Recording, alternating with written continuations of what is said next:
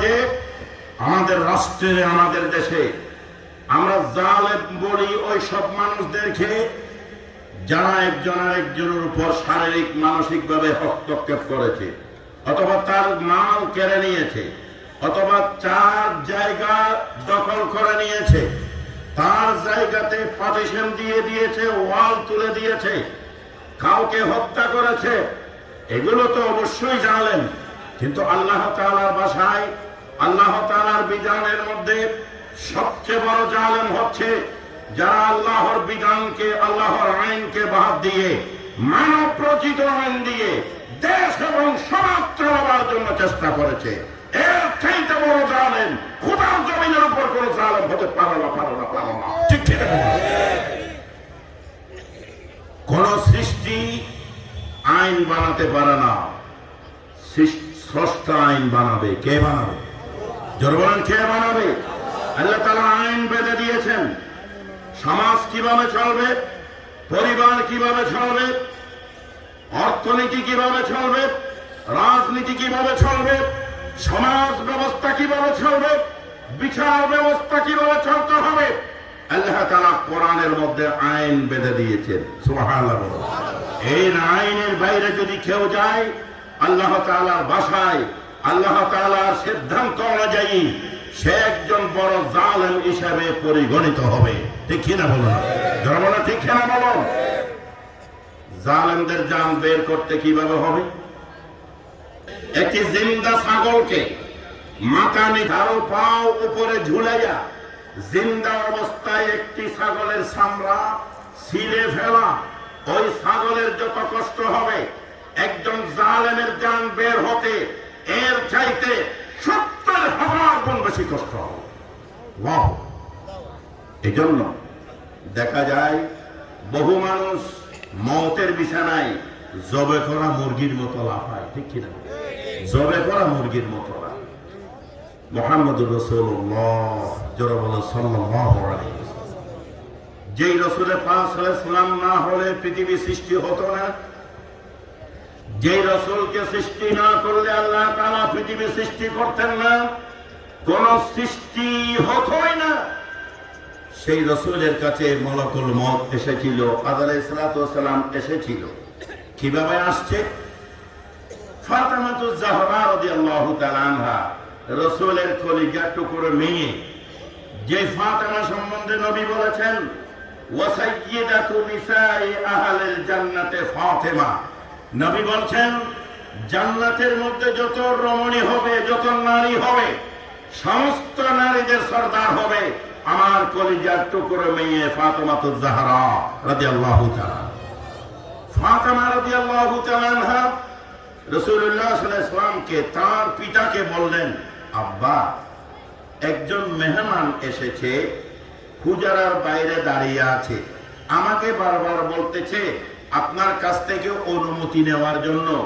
আমি কি তাকে, ওই মেহমানকে ঘরের মধ্যে ঢুকতে দেব, আপনার হুজরা শরীফে ঢুকতে দেব? নবী বলছেন, ফাতেমা, কোন মেহমান এসেছে?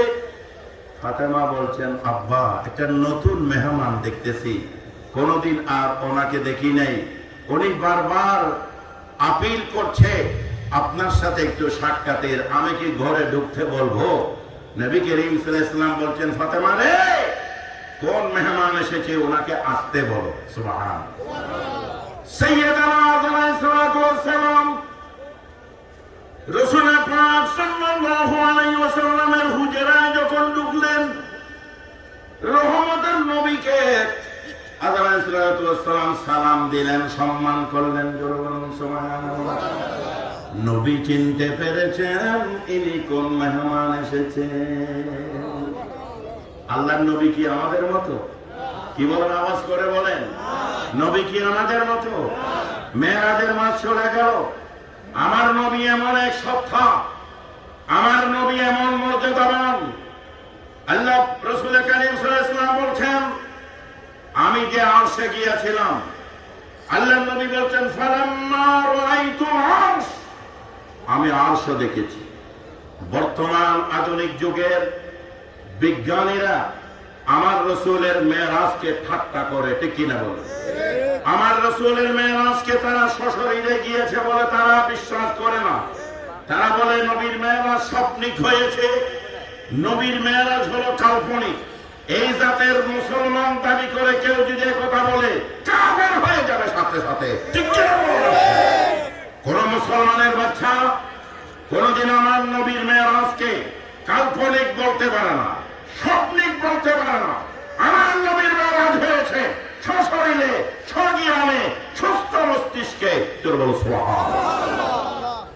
নবী করিম সাল্লাল্লাহু আলাইহি ওয়াসাল্লাম বলছেন, ফালাম্মা রাআইতুল আরশ, আমি আরশ দেখেছি, ওয়াজাদতুহু আওসা মিন কুল্লি শাইইন। আমার নবী বলছেন আরশের চাইতে এত বিশাল, এত সুউচ্চ আমি আর জীবনে কোনো কিছু দেখিনি। ফাকাররাবানি আল্লাহু আযজা ওয়াজাল ইলা মাসনাদিল আরশ। আমার নবী বলছেন আল্লাহ তাআলা আমাকে আল্লাহর আরশের পাশে চেয়ারে বসাইতেন। সুবহানাল্লাহ। ফাআনবাআনি আল্লাহু নাবাআল আউয়ালিন ওয়াল আখিরিন। আমার নবী বলছেন আল্লাহ তাআলা আমাকে শুরু এবং শেষের এলম দিয়ে পরিপূর্ণতা দান করেছেন। জোরে বলুন সুবহানাল্লাহ। আমার নবীর কাছে কোনো জ্ঞানের অভাব ছিল না, ঠিক কিনা? আবু জেহেলের নাম ছিল আবুল হাকাম, জ্ঞানের বাপ। যখন আমার নবীর জ্ঞানকে সে গ্রহণ করতে পারল না, আমার নবীর কাছে যখন ঈমান আনতে পারল না, তার নাম হয়েছে আবু জেহেল, মানে মূর্খের বাপ, ঠিক কিনা বলে? এখন আমার নবীর মেরাজকে যারা কাল্পনিক বলে, যারা স্বপ্নিক বলে, তারা জ্ঞানী নয়, তারা বিজ্ঞানী নয়, তারা মূর্খ মূর্খ মূর্খ, ঠিক কিনা বলুন? জনগণ ঠিক কিনা বলুন? সেই নবী করিম সাল্লাল্লাহু আলাইহি ওয়াসাল্লামের কাছে যখন মালাকুল মউত আসলেন, অনুমতি চাইলেন, অনুমতি দিলেন নবী, হুজরা শরীফে ঢুকলেন, আমার হাবিবকে, রাসূল আল্লাহ তাআলার হাবিবকে সালাম দিলেন। ফাতেমা বলছেন, আব্বা আপনার অবস্থায় বুঝতে পারছি মেহমানকে আপনি চিনেন, আপনি একটু পরিচয় দেন মেহমানের। নতুন একজন মেহমান আসছে, আমি একটু মেহমানদারি করার সুযোগ হয় কিনা? নবী বলছেন ফাতেমা, এই মেহমানের পরিচয় আমি তোমাকে দিতে পারবো না। যদি আমি এই মেহমানের পরিচয় তোমাকে দিই, তুমি কাঁদতে কাঁদতে অস্থির হয়ে পড়বে।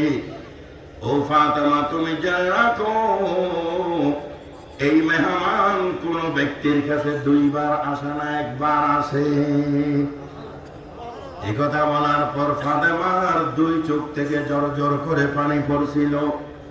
নবী বলছেন, ফাতেমা রে, তুমি কোনো চিন্তা করিও না, কান্দিও না। কাল জান্নাতের মাঝে যখন আমি উঠব, তুমি ফাতেমার সাথে প্রথম আমার সাথে সাক্ষাৎ হবে। জোরে বলুন সুবহানাল্লাহ।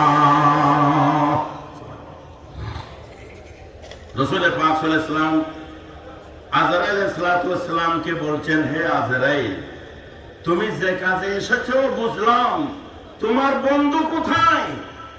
আজকে তো এই মুহূর্তে তুমি একা আসার কথা ছিল না, বন্ধু হলেন সাইয়্যিদুল মালায়েকা হযরত জিবরিল আলাইহিস সালাতু ওয়াস সালাম। তোমার বন্ধু কোথায়? আজরাইল সালাতু ওয়াস সালাম বলছেন যে, ইয়া রাসূলুল্লাহ, তিনিও আসতেছেন, পথে আছে, চলে আইব। কিছুক্ষণের মাঝে জিবরাইল সালাতু ওয়াস সালাম এসে পৌঁছে গিয়েছে। রহমতের নবী জিবরাইল সালাতু ওয়াস সালামকে জিজ্ঞেস করলেন, তুমি আসতে দেরি কেন করেছো? একসাথে কেন আসো নাই? ইয়া রাসূলুল্লাহ, আল্লাহ তাআলা আমাকে একটি কাজ দিয়েছেন, হুকুম করেছেন, ওই কাজটা সাইরা আমি আইলাম। নবী বলছেন, কি কাজ দিয়েছে? জিবরাইল সালাতু ওয়াস সালাম বলছেন, ইয়া রাসূলুল্লাহ, আপনার হুজরা শরীফ থেকে জান্নাত পর্যন্ত যেই রাস্তা দিয়ে আপনার রূহ মুবারককে নিয়ে যাওয়া হবে, ওই রাস্তার দুই পাশে লক্ষ লক্ষ ফেরেশতাদেরকে দাঁড় করাইয়া, লাইন করাইয়া একটু দাঁড় করাইয়া দিতে বলেছেন, যাতে আপনার রূহ মুবারককে স্বাগত জানিয়ে জানিয়ে নিয়ে যাওয়া যায়। সুবহানাল্লাহ।